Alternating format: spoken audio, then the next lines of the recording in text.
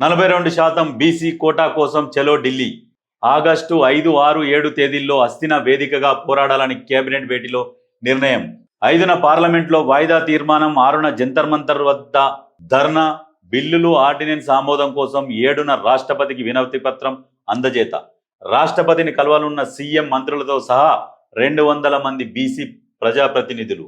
5వ తేదీనే ఢిల్లీకి వెళ్లనున్న ముఖ్యమంత్రి రేవంత్ రెడ్డి. రవాణా శాఖ అంతర్రాష్ట్ర చెక్ పోస్టుల రద్దుకు కేబినెట్ ఓకే.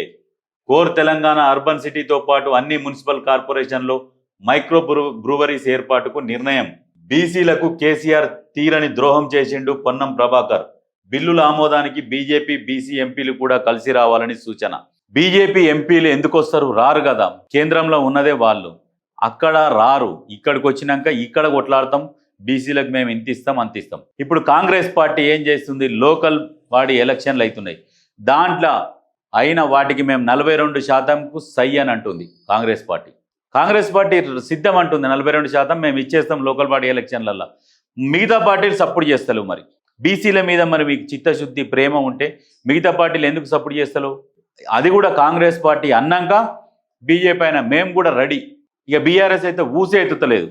ఎందుకంటే బీసీలను అనగదొక్కింది బీఆర్ఎస్ఏ, ఉన్న రిజర్వేషన్లను కూడా తగ్గించింది బీఆర్ఎస్ఏ. కాబట్టి బీసీల గురించి మాట కూడా, నోరు కూడా తెరుస్తలేదు.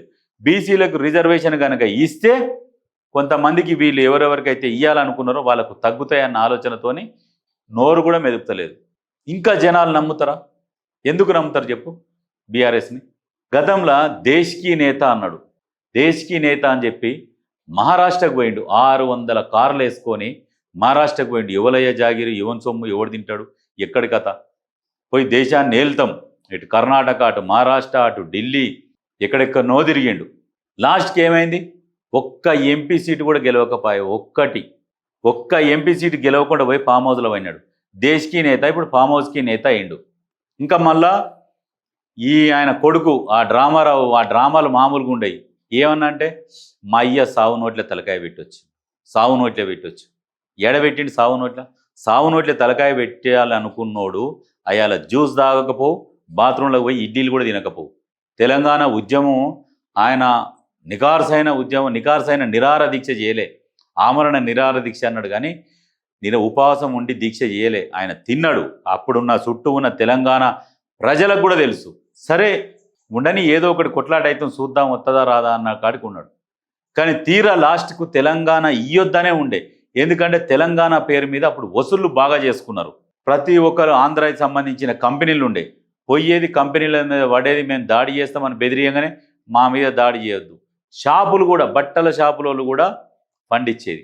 అంటే ఈ రకంగా దోపిడీ చేసిరు ఉద్యమం సమయంలో. తెలంగాణ వస్తుంది, ఇస్తారు అని అసలు బీఆర్ఎస్ పార్టీలో కేసీఆర్కు నమ్మకమే లేదు. రాదనే ఫిక్స్ అయ్యిండు. సరే ఆ ఉద్యమం పేరు మీద మనం పబ్బం గడుస్తున్నదిగా అన్న ఉద్దేశంతో నడిపించిండు.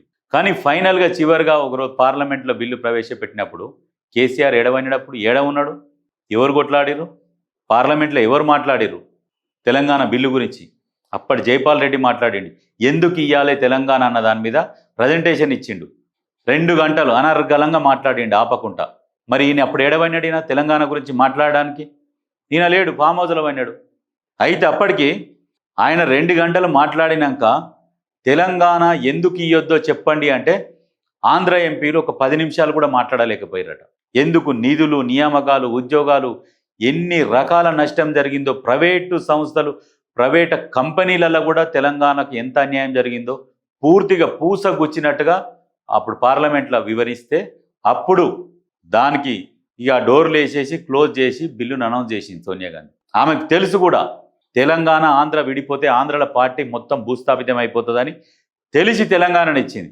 ఇచ్చినాక కూడా తెలంగాణ ఇచ్చినమనే దాన్ని కాంగ్రెస్ పార్టీ సరిగ్గా ప్రజలలోకి తీసుకుపోలేకపోయింది. అందరూ ఏం చేసిరు? ఇచ్చిన పార్టీ కాంగ్రెస్ ఇచ్చింది, సంబరాలు చేసుకున్నారు.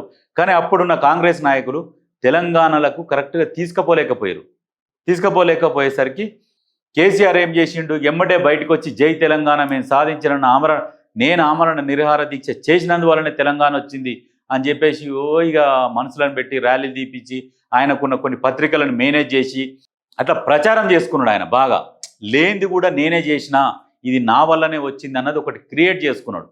క్రియేట్ చేసుకొని కొన్ని సీట్లు వచ్చేసినాయి. ఇక నేనేం దళితుని ముఖ్యమంత్రి చేస్తాను ఫస్ట్ చెప్పిండు. తర్వాత నాకంటే పెద్ద దళితుడు నేనే కథం అని చెప్పేసిండు, మాట మార్చిండు వచ్చిండు. దళితుడిని ముఖ్యమంత్రి చేస్తా అని అన్నప్పుడు కూడా తెలంగాణ ప్రజలు నిజంగా మోసపోయారు. మరి ఈయన అసెంబ్లీలుగా ఇప్పుడు అసెంబ్లీ నియోజకవర్గాలలో పోటీ చేస్తుండు గజ్వేల్ నుంచి. మరి ఒక దళితుడినే ముఖ్యమంత్రి చేస్తానన్నాడు, మళ్ళీ ఎమ్మెల్యేగా ఎందుకు పోటీ చేస్తున్నాడు? ఇన్ని రోజులు ఎంపీగా ఉన్నోడు, ఎన్నడూ కూడా ఎమ్మెల్యేగా రానోడు ఎమ్మెల్యేగా ఎందుకు వస్తున్నాడు అని ఒక్కసారి ఆలోచించలే. అప్పుడున్న తెలంగాణ ప్రజానీకము ఎమ్మెల్యేగా పోటీ చేస్తున్నాడు, మరి దళితుడిని ముఖ్యమంత్రి చేస్తానోడు ఎమ్మెల్యేగా ఎందుకు పోటీ చేస్తున్నాడు అని అప్పుడు ఆ తెలంగాణ ప్రజానీకం కనుక ఒక డీప్గా ఆలోచించుంటే ఖచ్చితంగా ఆయన దొంగతనం బయటపడుతుండే, దళితులను మోసం చేయకపోతుండే. దళితులు అందరూ ఆల్రెడీ అలర్ట్ అయ్యి అప్పుడు ఓట్లు కూడా వేయకపోతుండే, ఆ సీట్లు కూడా రాకపోతుండే. అంటే ఎంత దొంగ అనేది మీరు క్లియర్గా అర్థం చేసుకోరు. తెలంగాణకు కేసీఆర్ చేసింది ఏం లేదు. తెలంగాణ పేరు మీద, తెలంగాణ తల్లి ఆ ఉద్యమం పేరు మీద కేసీఆర్ బాగుపడ్డాడు, కేసీఆర్ కుటుంబం బాగుపడ్డది. కానీ తెలంగాణ ప్రజలు ఎక్కడ కూడా బాగుపడలే. తెలంగాణ వచ్చినాక ఇంటికో ఉద్యోగం అన్నాడు, అమరుల కుటుంబాలను ఆదుకుంటామన్నారు, ఏ ఒక్కటి కూడా జరగలే.